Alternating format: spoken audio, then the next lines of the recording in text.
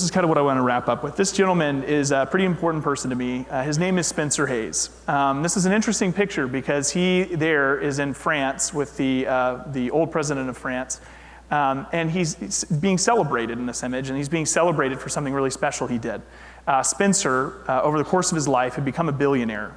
He was the chairman of the board for our family of companies. He passed away a year and a half ago. But before he did, over his lifetime, he became a serial collector of a certain French art.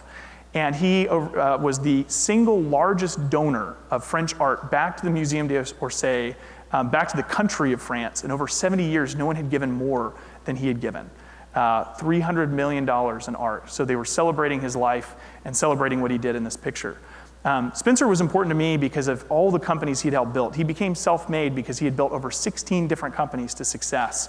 And some of you even might know the face because when I went to lobby with the Direct Selling Association in college on Capitol Hill, we ran into some of these senators and chief of staff, and they were like, oh yeah, Spencer was just in my office yesterday.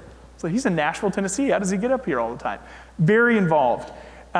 But this is a special story because after my best year ever, my junior year of summer, we had the #1 organization. We had done $1 million in revenue selling these educational books door to door in just 2.5 months.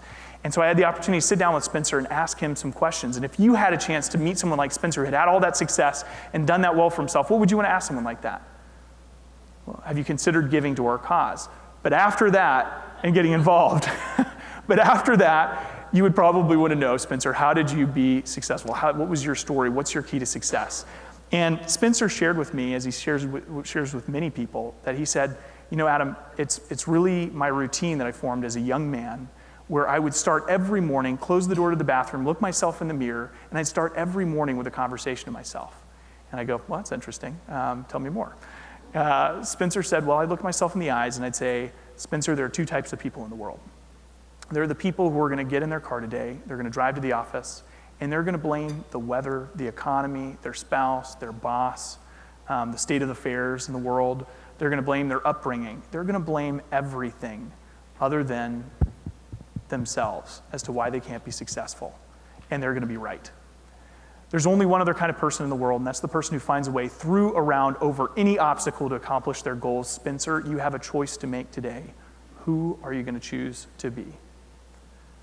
So the question I would position to all of you is that if 2019 is going to be any different than 2018, if we're going to continue to progress in our careers and grow, we can apply all these techniques, these principles that we talked about today, but nothing in my experience is more important than the idea and the mentality of being a person who finds a way instead of finding an excuse. Raise your hand in here if you've made an excuse at least once in your life. Okay. Raise your hand if you never raise your hand at these kind of functions. Okay. Those are a few other people. Great. Thank you.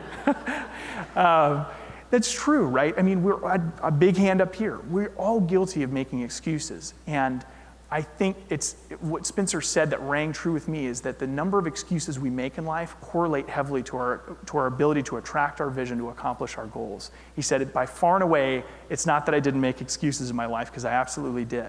But he said, by having that story that I shared with myself every morning and being passionate about it, he said, I've made far less excuses than the next man next to me. And that's why I have what I have.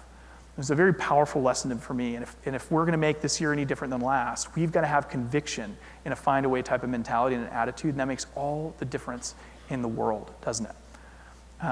As I was leaving Spencer's office, he caught me by the elbow, and he said, I want you to have my business card, Adam. You can reach out to me whenever you need. I'm here to serve you and help you. That was a very meaningful thing to say. And as he pulled his business card out, I couldn't help but think what would be written on the card. Chairman of the board, chief executive officer, CEO, supreme chancellor of the known universe, right? I just didn't know. But it was so pleasantly surprising that when he handed me his business card that day, on it, it said the word salesman in gold lettering. Spencer got his start in life as a teenager, as a salesman. And the lessons that he learned as a young adult, the way it built character in him, what he learned about himself from confronting others and rejection, how he practiced those closing techniques to help other people make the right decisions for them, and learning to ask better questions, made him a better father, a better husband, and a better businessman. And he wanted to make sure that he never forgot that his roots laid in his ability and understanding of sales and human interaction. So he put that stamp on his card as a reminder. So I hope that today in this session, while we learned a couple of neat things and a couple of ideas, that you come out of here saying the definition of insanity is doing the same things and expecting different results, so we're all willing to change, but that you're willing to find a way, and that maybe, just maybe, your definition of selling as it relates to what you do and in general has changed a little bit too.